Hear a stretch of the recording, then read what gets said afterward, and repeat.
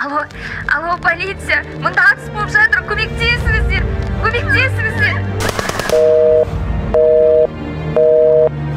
Кез келген уақытта, кез келген жерде қандай жағдай орын алуы мүмкін екендігін ешкімде болжай алмайды.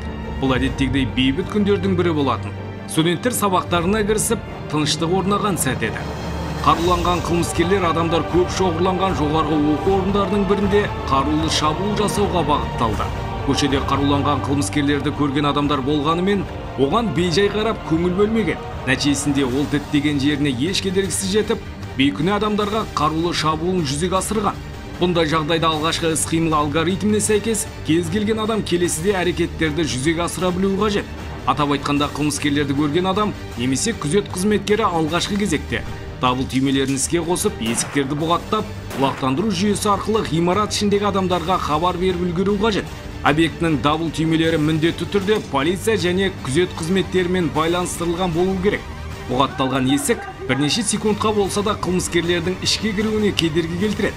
Осы қысқа уақыт аралығында сіз қасыңыздағы және ғимарат ішіндегі адамдардың қауіпті аймақтан қашып және олардың жасырынуына ықпал етуіңіз мүмкін. Әрбір секундты ұтымды дұрыс пайдалану арқылы көптеген адамдардың өмірін сақтап қаласыз. Осы мекемедегі адамдармен ортақ WhatsApp мессенджерінің құрамында бар болсаңыз, қосымша мессенджерлер арқылы да хабарлама беріңіз. Есте сақтаңыз, оқ қаруының дауыс шығып жатқан жаққа барудан аулақ болыңыз. Себебі қылмыскерлер алдыңыздан шыққан жағдайда сізге қарай оқ атуы әбден мүмкін. Атыс және адамдардың қиналған жанды дауыстарын естіген жағдайда дереу есіктерді кез келген заттармен бұғаттап, адамдардың үрейленуіне жол бермей, қауіпсіз аймақта адамдарды тынышталдырып, жасырынуын ұйымдастыра біліңіз. Сабырсыздық, айқай-шу мен үрей қылмыскерлердің назарын аудартып, жасырынған аумақты тез табуына себепкер болады. Егерде сіздің жасырынған жеріңіз жоғары қабаттарда болып, атыс дауысы алыстан естіліп жатқанына көз жеткізсеңіздер, айқай-шусыз, үрейсіз адамдардың далаға қашып шығуын ұйымдастырыңыз. Жеке мүліктеріңізді жинап алып шығуға уақытыңызды құртпаңыз. Бастысы, жан-жағыңызға көз жүгіртіп, қауіптің жоқ екендігіне көз жеткізіңіз. Қиылыстар мен баспалдақтарда міндетті түрде жан-жақтарыңызға қарап алып, қозғалысты жалғастырыңыз.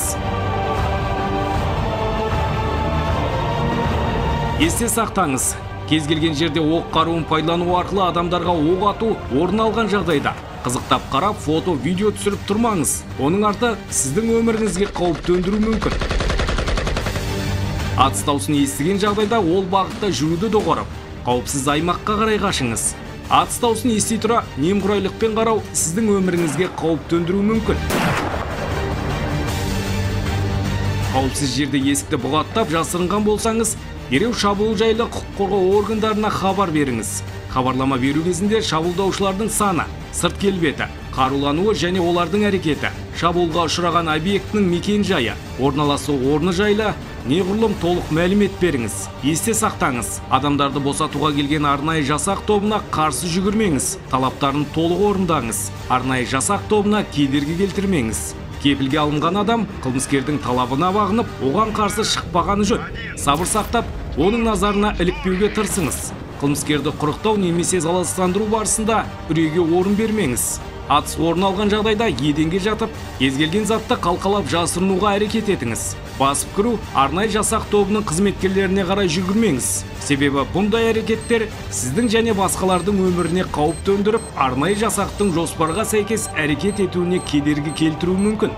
Есте сақтаңыз, қылмыскерлерді өздігіңізбен тоқтатуға әрекет етпеңіз. Тек басқа амал болмаған жағдайда қасыңызда қашып жасырынуға мүмкіндігі жоқ. Жасөспірімдер егде жастағы адамдармен мүгедектер болып, шабуылдаушы тарапынан тоқтаусыз оқ ату әрекеті орын алған жағдайда, яғни оның адамдарды кепілге алу ниеті емес, тек адамдарды жаппай қыруға оқталған анықталса, күш қолданудың кез келген тәсілдері арқылы сәл де болса кедергі келтіріп, айналадағы адамдардың қашып аман қалуына жағдай жасаңыз. Кез келген жерде қаруланған күдікті адамды байқасаңыз, ол жайлы құқық қорғау органдарына жылдам хабар беріңіз. Сол арқылы сіз қайғылы жағдайдың орын алуына жол бермей, адамдардың өмірін сақтап қала аласыз.